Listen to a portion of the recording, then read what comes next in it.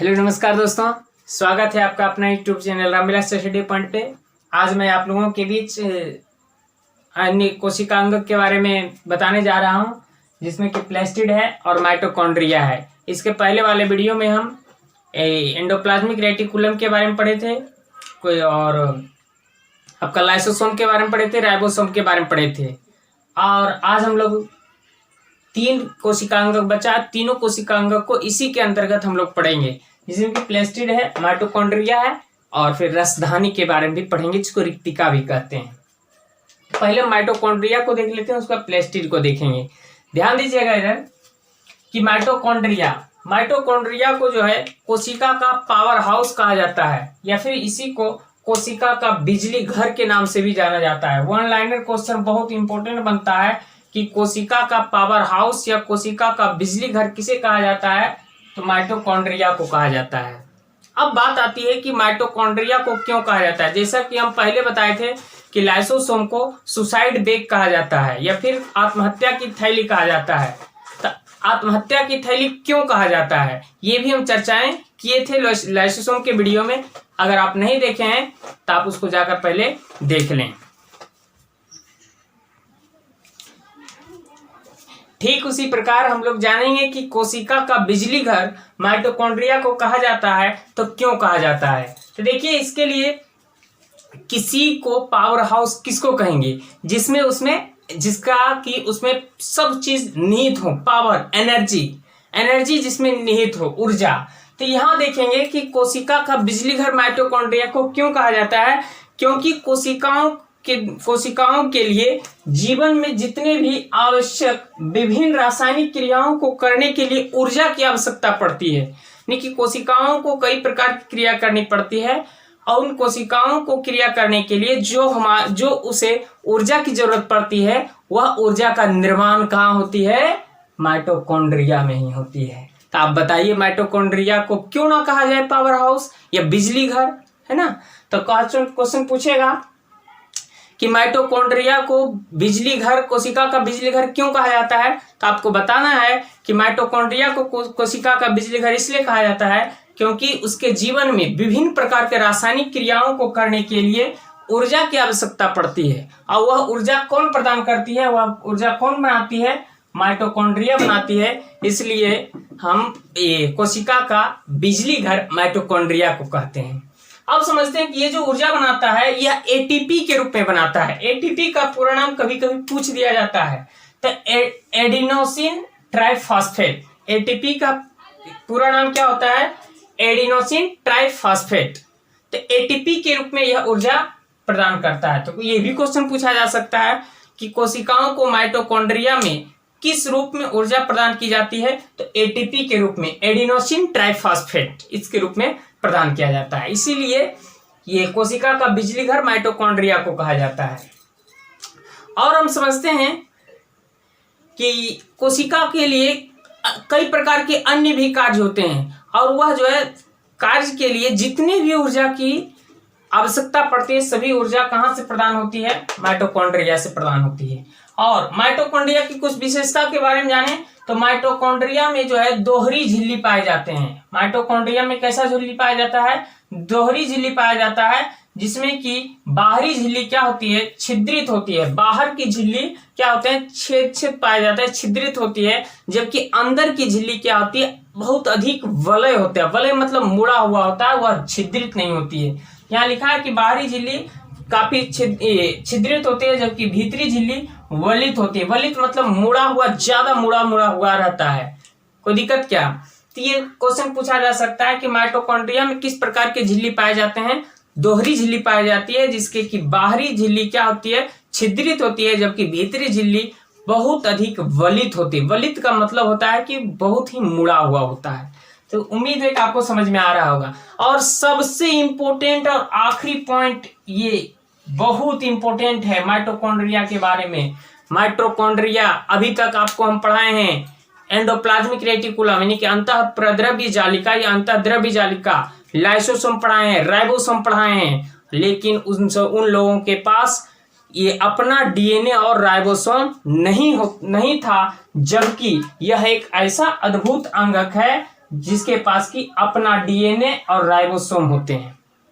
और आपको पता है कि जब राइबोसोम है और राइबोसोम को तो ये प्रोटीन का फैक्ट्री कहा जाता है, और जब राइबोसोम को प्रोटीन का फैक्ट्री कहा जाता है तो ऐसे भी क्वेश्चन पूछा जा सकता है कि वह कौन सा कोशिका का अंगक है जो कि अपना प्रोटीन स्वयं निर्माण करता है, तो वह हो जाएगी माइटोकॉन्ड्रिया। अभी प्लेस्टिड पढ़ाएंगे। प्लेस्टिड के बाद पास भी इसी प्रकार का गुण है, इसके पास भी अपना डीएनए और अपना राइबोसोम है, यहाँ जैसा कि लिखा हुआ है। तो दो कोशिका के दो ऐसे अंगक हैं जिनके पास की अपना डीएनए और अपना राइबोसोम होता है। तो इसे घुमाकर भी पूछा जा सकता है कि कोशिका के वह कौन से अंगक हैं जिनके पास अपना डीएनए और राइबोसोम है, वह कौन कौन है? प्लेस्टिड है और माइटोकॉन्ड्रिया है। तो ये माइटोकॉन्ड्रिया आपको समझ में आ गया होगा। चले हम प्लेस्टिड के बारे में देखें। प्लेस्टिड के बारे में कि ये जो प्लेस्टिड है यह एक ऐसा अंगक है जो कि केवल पादप कोशिकाओं में पाए जाते हैं। पादप कोशिका का मतलब यह सिर्फ पेड़ पौधे के कोशिकाओं में पाए जाते हैं, ये जंतु कोशिका में नहीं पाए जाते हैं। अगर जंतु कोशिका में पाया जाता तो शायद कुछ अलग दुनिया होती। हम लोग लाल होते हैं, काले होते हैं, पीले होते हैं, हरे भी हो जाते हैं, क्योंकि ये जो पादप कोशिका है ये रंग के लिए जिम्मेदार कोशिका है। लवक, प्लेस्टिड को हम लोग लवक के नाम से भी जानते हैं। ये जो है प्लेस्टिड दो प्रकार के होते हैं। प्लेस्टिड दो प्रकार के होते हैं, क्रोमोप्लास्ट और ल्यूकोप्लास्ट। क्रोमोप्लास्ट और ल्यूकोप्लास्ट। क्रोमोप्लास्ट जो है रंगीन प्लेस्टिड के लिए जिम्मेदार होते हैं। क्रोमोप्लास्ट, तो ये जो क्रोमोप्लास्ट है ये रंगीन प्लेस्टिड इसे कहा जाता है। ल्यूकोप्लास्ट को श्वेत और रंगहीन प्लेस्टिड के नाम से जाना जाता है। अब समझते हैं जो कि क्वेश्चन पूछा जा सकता है कि ये जिस प्लेस्टिड या लवक में क्या पाया जाता है? क्लोरोफिल वर्णक होते हैं। वर्णक को रंग कहते हैं, है ना। तो जिस प्लेस्टिड में क्लोरोफिल वर्णक होते हैं उसे क्लोरोप्लास्ट कहा जाता है। जिस प्लेस्टिड में क्लोरोफिल वर्णक पाए जाते हैं उसे क्लोरोप्लास्ट कहा जाता है। और आपको पता है कि क्लोरोप्लास्ट बहुत इंपॉर्टेंट चीज है। यही क्लोरोप्लास्ट के कारण, पौधों में यही क्लोरोप्लास्ट के कारण फोटोसिंथेसिस की क्रिया होती है, जिसे प्रकाश संश्लेषण की क्रिया कहते हैं। प्रकाश संश्लेषण की क्रिया के दौरान ही सभी पेड़ पौधे अपने भोजन का निर्माण करता है, और जिसके लिए जिम्मेदार कौन है? ये क्लोरोप्लास्ट, जो कि पत्तियों में पाया जाता है। क्लोरोप्लास्ट। कोई दिक्कत क्या? यही क्लोरोप्लास्ट सूर्य के प्रकाश को खींचने में मदद करता है। तो ये बहुत ही इंपॉर्टेंट पहलू है कि जिस प्लेस्टिड में क्लोरोफिल पाया जाता है उसे क्लोरोप्लास्ट कहा जाता है। और यही क्लोरोप्लास्ट के कारण ये क्लोरोप्लास्ट जो है प्रकाश संश्लेषण के लिए बहुत ही जिम्मेदार पदार्थ है। कोई दिक्कत क्या? अब समझते हैं ल्यूकोप्लास्ट का क्या काम है। ये ल्यूकोप्लास्ट एक ऐसा अंगक है जिसमें कि इसमें स्टार्च,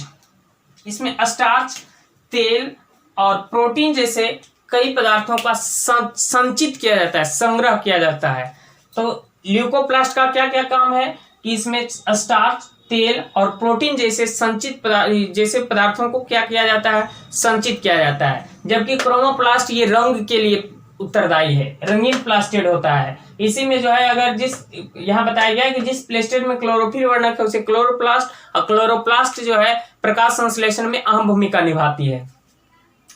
और ये तो बता ही दिए, ये बहुत इंपॉर्टेंट है कि वह कौन से कोशिका अंगक है जिसके पास की अपना डीएनए और अपना राइबोसोम पाए जाते हैं। तो वह दो कोशिका अंगक है, और वह दो कोशिका अंगक है कौन कौन? प्लेस्टिड और आपका माइटोकॉन्ड्रिया। कोई दिक्कत क्या? अभी हम चर्चा करते हैं रसधानी के बारे में, बने रहिएगा। चलिए ध्यान देंगे। ये रसधानी और रिक्तिकाएं ये कोशिका अंगक के आखिरी अंगक, ये कोशिका के अंगक में से आखिरी अंगक पढ़ रहे हैं। और ध्यान देंगे कि ये जो है रसधानी, ये जो है जंतु कोशिका में पौधों की पादप कोशिका की तुलना में बहुत ही छोटी होती है। जैसा कि ये दूसरा पॉइंट है कि जंतु कोशिका में रसधानियां छोटी होती है, जबकि पादप कोशिका में रसधानियां बड़ी होती है। यही कारण है कि पादप कोशिका में रसधानी के बड़े होने से केंद्रक क्या हो जाते हैं? साइड हो जाते हैं, जबकि जंतु कोशिका में केंद्रक क्या होते हैं? मध्य में पाए जाते हैं। कोई दिक्कत क्या? तो जंतु कोशिका में रसधानियां छोटी होती है। अब रसधानी कैसा है कि ग्रंथि, एक थैली है। ये जो है ठोस और तरल पदार्थों की एक संग्राहक थैली है। सर इसमें क्या पाया जाता है? ये जो है इसमें क्या पाया जाता है? पौधों के लिए आवश्यक बहुत से पदार्थ रसधानी में स्थित होते हैं, जैसे कि कुछ का यहाँ नाम लिख दिया गया है। अमीनो अम्ल हो गया, शर्करा हो गई, विभिन्न कार्बनिक अम्ल हो गया, या फिर प्रोटीन हो गए। ये सभी पदार्थ का ये क्या है? संग्राहक थैली है। इसमें जो है ठोस और तरल पदार्थ दोनों प्रकार के पदार्थ क्या रहते हैं? संग्रहित रहते हैं। और ये जो है पेड़ पौधों को बहुत ही मजबूती और स्फीति एंड ये आपका कठोरता प्रदान करता है। कौन? ये आपका रसधानी। रसधानी या कोशिकाएं पादप कोशिकाओं में बड़ी होती है, जबकि जंतु कोशिका में छोटी होती है। रसधानी या रिक्तिकाएं, इसी को इंग्लिश में वैक्यूल्स कहते हैं। और फिर ध्यान देंगे, ये जो है ठोस अथवा तरल पदार्थों की संग्राहक थैली है। तो सर इसमें क्या पाया जाता है? इसमें अमीनो अम्ल, शर्करा, विभिन्न कार्बनिक अम्ल या प्रोटीन पाए जाते हैं। इसके अलावे ये जो है एक कोशिकीय जीवों के लिए बहुत ही इंपॉर्टेंट अंगक है। ये क्या करती है? एक कोशिकीय जीव जैसे कि अमीबा, इन सभी के खाद्य रसधानी में उनके उपभोग में लाए गए खाद्य पदार्थ भी पाए जाते हैं। इसके देखिए, ये अमीनो अम्ल भी, शर्करा भी, विभिन्न प्रकार के कार्बनिक अम्ल, प्रोटीन, इसके अलावे एक कोशिकीय जीवों के खाने के लिए, उपभोग के लिए मिलाए गए खाद्य पदार्थ भी रसधानी में पाए जाते हैं। और जानेंगे कि ये जो है एक कोशिकीय जीवों में रसधानी बहुत अहम भूमिका निभाती। खाद्य पदार्थ तो पाया ही जाता है, खाद्य पदार्थ उपभोग के लिए, उपयोग में लाने के लिए। इसके अलावा एक कोशिकीय जीवों में क्या करता है कि यदि एक्स्ट्रा जल हो जाती है, अतिरिक्त जल हो जाती है, या फिर कुछ अपशिष्ट पदार्थ का निर्माण होता है, बिल्कुल अपशिष्ट पदार्थ का निर्माण होगा ही, थोड़ा ही हो लेकिन जरूर होगा। एक कोशिकीय जीव है, उससे क्या है कि एक कोशिकीय जीव में एक्स्ट्रा जल और अपशिष्ट पदार्थों को शरीर से बाहर निकालने में भी कौन महत्वपूर्ण भूमिका निभाती है? ये आपका रसधानी। ये रसधानी कोशिका के अंगक का एक बहुत ही इंपॉर्टेंट अंगक है और आखिरी अंगक है। मिले हम तब तक के लिए नेक्स्ट वीडियो में। तब तक के लिए जय हिंद, जय भारत। और नेक्स्ट वीडियो से हम जानेंगे उत्तक के बारे में। Thank you.